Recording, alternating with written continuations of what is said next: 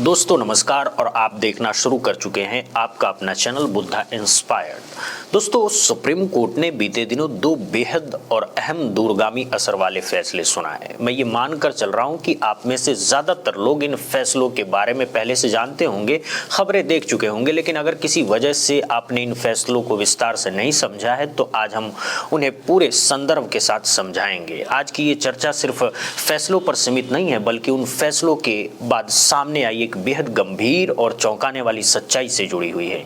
ये मामला है उन्नाव रेप पीड़िता को मिल रही धमकियों का, और इन धमकियों के पीछे जिन लोगों पर आरोप लगाए जा रहे हैं वे बेहद ताकतवर और राजनीतिक रूप से प्रभावशाली बताए जा रहे हैं। सबसे बड़ा सवाल यही है कि क्या भारतीय जनता पार्टी के एक बड़े नेता ने उन्नाव रेप पीड़िता और उनके परिवार को खत्म करने की सुपारी दी है? क्या जेल में बंद कुलदीप सिंह सेंगर के इशारों पर पीड़ित परिवार को डराने धमकाने का खेल दोबारा शुरू हो गया है?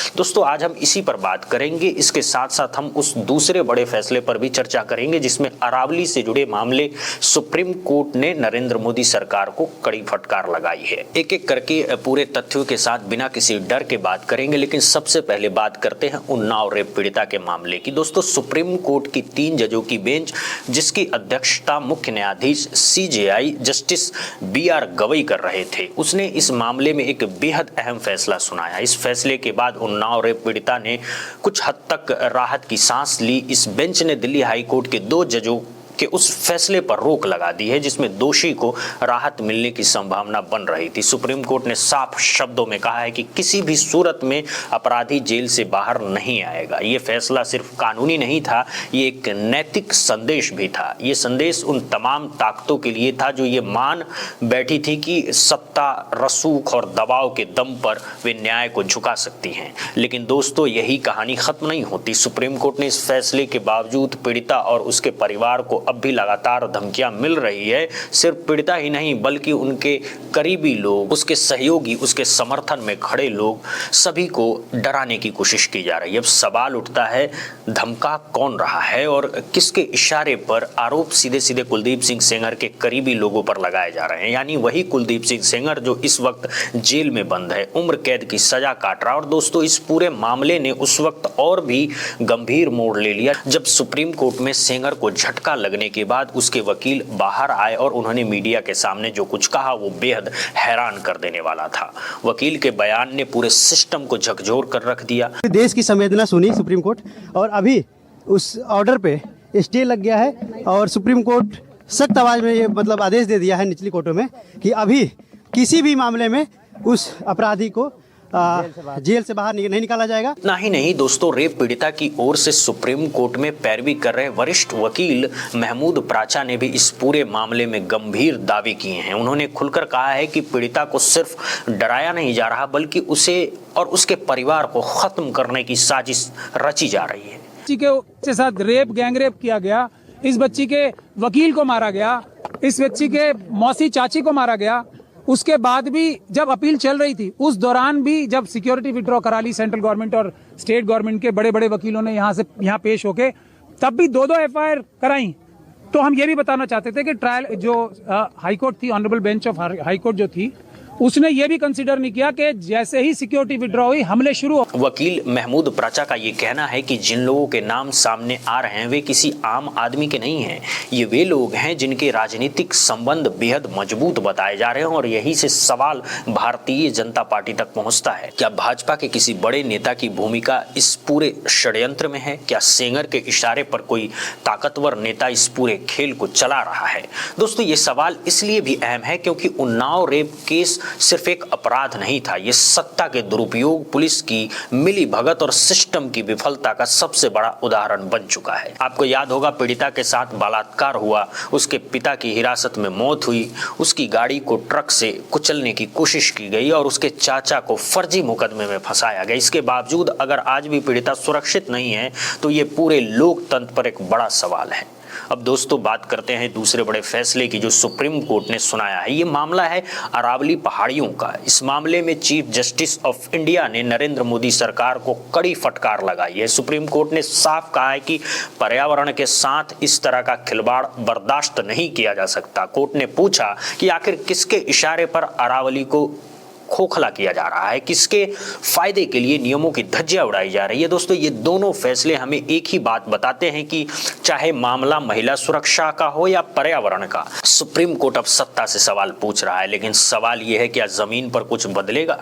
उन्नाव रेप पीड़िता आज भी डरी हुई है, अरावली आज भी खतरे में है और सत्ता आज भी जवाब देने से बच रही है। दोस्तों, ये सिर्फ एक खबर नहीं है, ये हमारे लोकतंत्र, हमारे न्यायतंत्र और हमारी संवेदनाओं की परीक्षा है।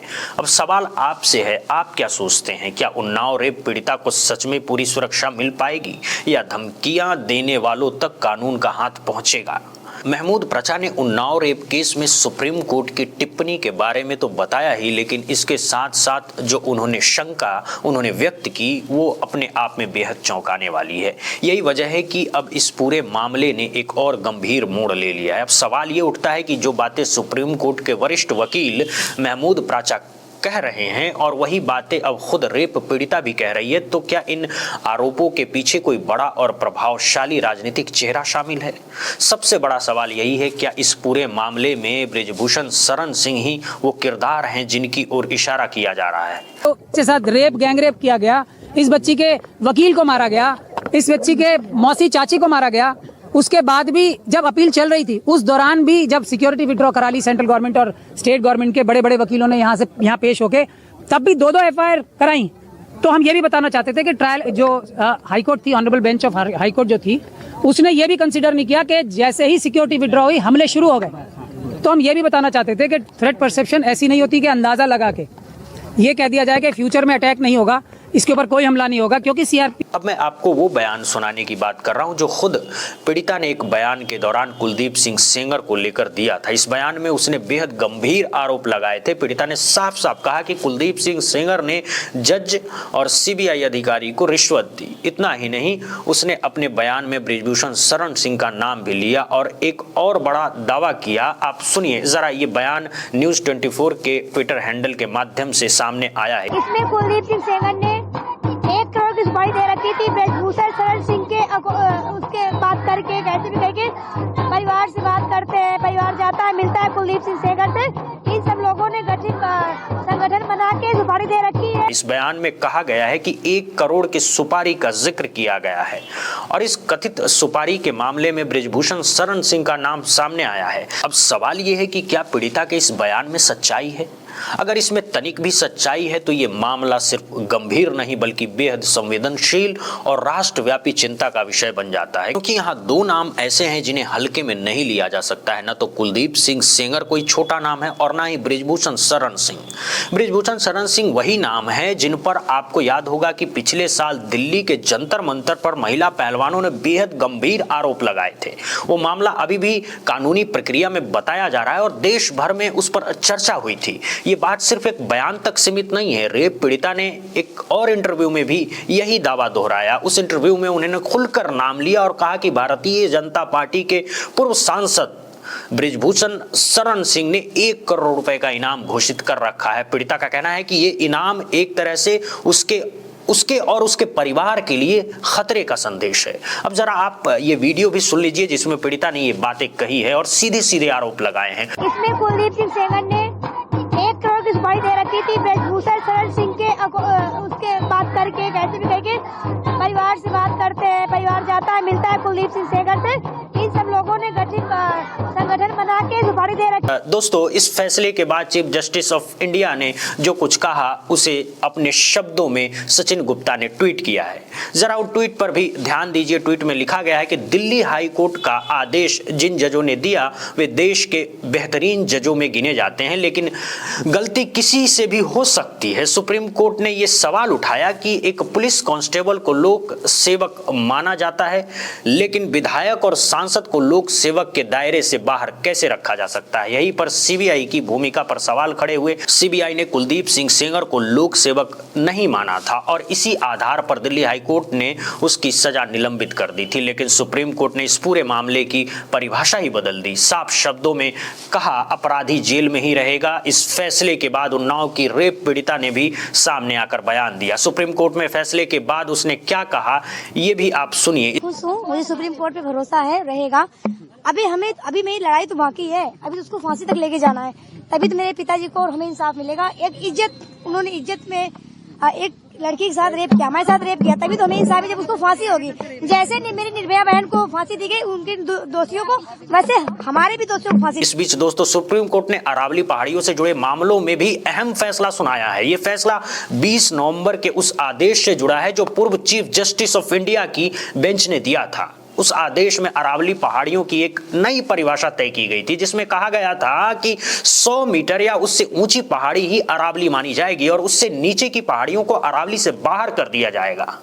अब मौजूदा चीफ जस्टिस ऑफ इंडिया की बेंच, जिसमें जस्टिस सूर्यकांत शामिल हैं, ने सिर्फ उन आदेश पर रोक लगा दी है, बल्कि 21 जनवरी तक केंद्र सरकार और सभी पक्षों को नोटिस जारी कर जवाब मांगा है। सुप्रीम कोर्ट ने खास तौर पर वन एवं पर्यावरण मंत्रालय से पूछा है कि खनन को लेकर उसकी स्थिति क्या है। कोर्ट ने साफ कहा है कि सभी पक्षों को अपनी स्थिति स्पष्ट करनी होगी। फिलहाल उस फैसले को पूरी तरह पलटा नहीं गया है, लेकिन उस पर स्टे लगा दिया गया है। अब 21 जनवरी को मामले पर अगली सुनवाई होगी। इस पर न्यूज़ 24 की रिपोर्ट में क्या कहा गया है उसका एक छोटा सा हिस्सा आप भी सुनिए। केस में भी बड़ी खबर सामने आ गई है। सुप्रीम कोर्ट ने 20 नवंबर के अपने आदेश पर रोक लगा दी। तो दोस्तों इस वीडियो में फिलहाल इतना ही। आप क्या सोचते हैं, क्या उन्नाव रेप पीड़िता के आरोपों की गहराई से जांच होनी चाहिए और क्या अरावली मामलों में सरकार को जवाब देना होगा? बहुत बहुत शुक्रिया दोस्तों, बहुत बहुत धन्यवाद।